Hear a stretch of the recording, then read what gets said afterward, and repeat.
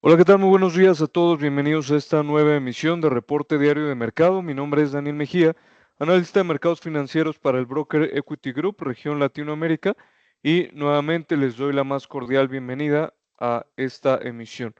Como siempre, comentar que el presente material y presentación es solo para fines informativos y no debe considerarse como un consejo de inversión y o estrategia a implementar, señales de trading ni nada por el estilo. Y por otro lado, pues comentar que los productos que oferta Equity Group, que son contratos por diferencia, son instrumentos derivados de alto riesgo, considerados de alto riesgo, debido a que usan apalancamiento. Por lo tanto, para poder operarlos se requiere una conciencia plena del cómo realizar una gestión correcta y asertiva, ¿vale? Vamos a iniciar con la sesión del día de hoy. Vamos a, como cada sesión, pues hemos estado viendo tanto el enfoque macroeconómico, datos importantes que se han estado presentando día con día, y también vamos a ver el enfoque de reportes, que es prácticamente pues un review de lo que ha pasado en cuanto a las empresas más importantes de Estados Unidos que han estado reportando durante la semana, ¿vale? ¿Por qué estas empresas? Porque prácticamente son los contratos de diferencia, están ligados a estos subyacentes dentro del sector accionario y por lo tanto pues son las de mayor interés de nuestros clientes, así como varios activos que constantemente pues estamos revisando. ¿Vale? Vamos a empezar con el tema de algunos datos macro importantes. Durante la semana, el Banco de México decidió disminuir sus tipos de interés de referencia en 25 puntos básicos, si mal no recuerdo, y el dato de inflación pues viene a respaldar que esa decisión fue asertiva bajo el mandato principal del Banco de México, que es el control inflacionario. ¿Vale? En este caso, pues se presenta, como pueden ver, el dato de inflación general por debajo de lo esperado, en 3.59%, se esperaba un 3.61%, y también implica lo que sería una disminución del dato previo, que estaba en 4.21%, por lo tanto es una disminución considerable. En el tema de el core inflation, que sería la inflación que excluye bienes a valor mercado como energía y alimentos, vemos cómo también se presenta por debajo de lo esperado. Esta es una inflación más compleja de disminuir y aún así pues está por debajo del pronóstico. Esto implica pues un control inflacionario asertivo, momentáneo, y que, como les decía, pues converge con lo que será la decisión del Banco de México, que empieza a ser un poco más laxo o más o menos restrictivo, por lo menos, en cuanto a sus decisiones de política monetaria. ¿Vale? Implica este movimiento implica un ligero incremento al de 0.1% del dato previo, pero sobre todo pues destacar que se mantuvo por debajo de lo esperado. ¿Vale? Aquí nada más poder observar la paridad del dólar contra el peso mexicano. Obviamente, como es un dato que va que apoya la disminución gradual de los tipos de interés de referencia, pues para la moneda no es positivo en este caso o no implica lo que sería una apreciación, y por lo tanto vemos una depreciación de 0.74% en lo que va del intradía, ya que la inflación pues sería el principal componente de justificación para que los tipos de interés de referencia se muevan, y en este caso, como mencionaba, pues se le está dando estos datos de desinflación, están dando mayores argumentos para que el Banco Central mantenga esta visión menos restrictiva para su política monetaria, y vemos una depreciación gradual, pero que se mantiene dentro del rango que se encuentra entre los 20.80 pesos por dólar y 20 pesos por dólar, que ha mantenido en los últimos meses y que al parecer es probable que mantenga hasta que se sepa a un mayor grado qué va a suceder con la imposición o no imposición arancelaria para principios del mes de marzo, ¿vale? Entonces,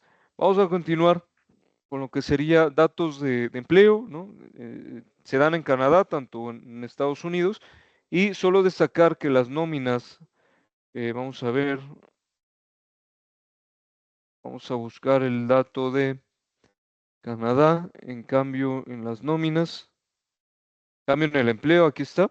Vemos cómo se presenta considerablemente por encima de lo esperado, esperaban 25,000, en cambio en empleo, obviamente de nuevos puestos, y en este caso pues se presenta en 76,000. ¿Qué quiere decir? Una sorpresa por encima de lo esperado considerable. En este caso pues ya se acumulan lo que sería 3 meses obviamente de evaluación para con sorpresa por encima del pronóstico, lo que habla momentáneamente. Obviamente hay que correlacionarlo con la tasa de desempleo y otros datos de empleo, de un buen dato de nuevos puestos para Canadá, ¿vale? Entonces, destacar que esto implica o refleja una fortaleza dentro del sector de empleo y bueno, en este caso, a pesar de eso, el dólar canadiense también se mantiene dentro del rango eh, que ha estado manteniendo en comparación con el dólar estadounidense, y hay una ligera depreciación dentro del sector bueno, o más bien dentro de la paridad dólar estadounidense contra canadiense, y en este caso pues no le ayuda mucho el dato, debido a que también en Estados Unidos se presentan datos de empleo, los cuales son el foco que queremos ver o vamos a ver un poco más a detalle el día de hoy, ¿vale? En Estados Unidos son datos mixtos, ¿vale? Muy interesantes. Obviamente el que genera más expectativa, como habíamos platicado en algunas emisiones, es las nóminas no agrícolas porque es el más volátil y de alguna manera es el que genera más sorpresa, pero al final comentábamos el día de ayer en una emisión privada con nuestros clientes que para la lectura de lo que serían los diferentes datos macroeconómicos, generalmente no se dan uno solo, sino son conjuntos de indicadores que nos permiten dar una lectura a un cierto parámetro específico, en este caso que puede ser económico, macroeconómico, y en el caso del empleo, pues no es la excepción, ¿vale? Generalmente, ¿cuáles son los indicadores que más se observan? En el tema de empleo para Estados Unidos, tenemos obviamente las nóminas no agrícolas, tenemos la tasa de desempleo y tenemos también los salarios promedio que van cambiando, ¿no? De forma en diferentes periodos, pero lo que más se ve es el dato interanual, porque también nos indica eh, un, una visión o una parte de la visión dentro del empleo de la capacidad de compra de los empleados, ¿no? De toda la población que tiene un trabajo en un país. Si los salarios promedios suben, pues significa que tienen más capacidad de compra, perdón, y eso puede impulsar lo que sería el consumo y en consecuencia, pues también la inflación, ¿vale?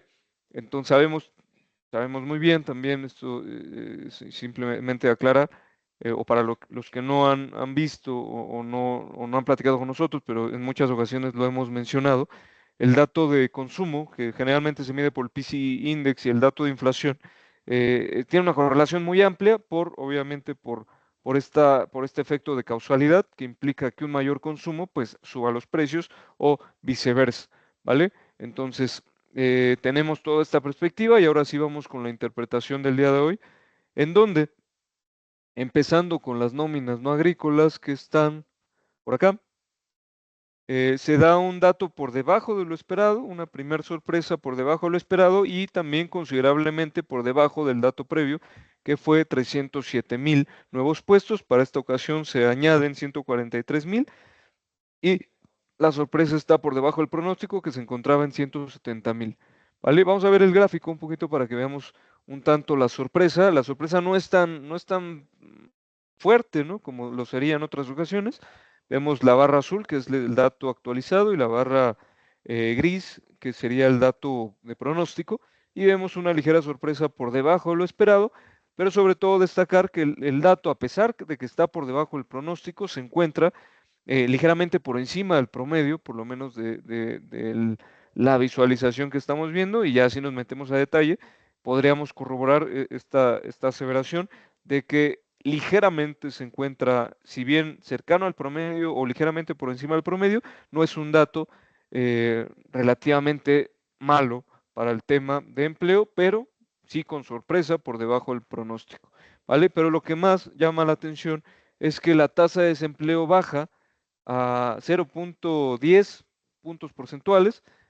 Entonces tenemos que se va del 4,1% al 4%, y esto implica una disminución que, como hemos visto ya en diferentes ocasiones, pues el dato se encuentra todavía más muy cerca de mínimos históricos. Vemos cómo toda el área pues se encuentra claramente cerca de mínimos históricos y venía de un incremento gradual a la tasa de desempleo, que llegó a estar en el mínimo de 3.7, posteriormente en junio del 2024 se va a 4.3, y después viene un descenso que el día de hoy pues consolida lo que sería una tendencia ligeramente decreciente de los últimos meses, em, mostrando la fortaleza del empleo y destacar que a pesar de que sea un movimiento relativamente pequeño, ¿no? De 0.10%, realmente para este tipo de indicadores, como pueden ser otros, pero en específico para la tasa de desempleo, este movimiento es importante. ¿Por qué? Porque generalmente estas tasas tienden a tener pues, variaciones muy pequeñas y por lo tanto sí se destaca que venga un movimiento a la baja y sobre todo que se consolide esta pendiente a la baja de los últimos meses que por ahí que podemos ver aquí en la fuente de TradingView, y que consolida nuevamente el tema de un empleo con datos mixtos el día de hoy, pero completamente fortalecido, ¿no? Que es lo que le interesa a la Reserva Federal, ya como un resumen general.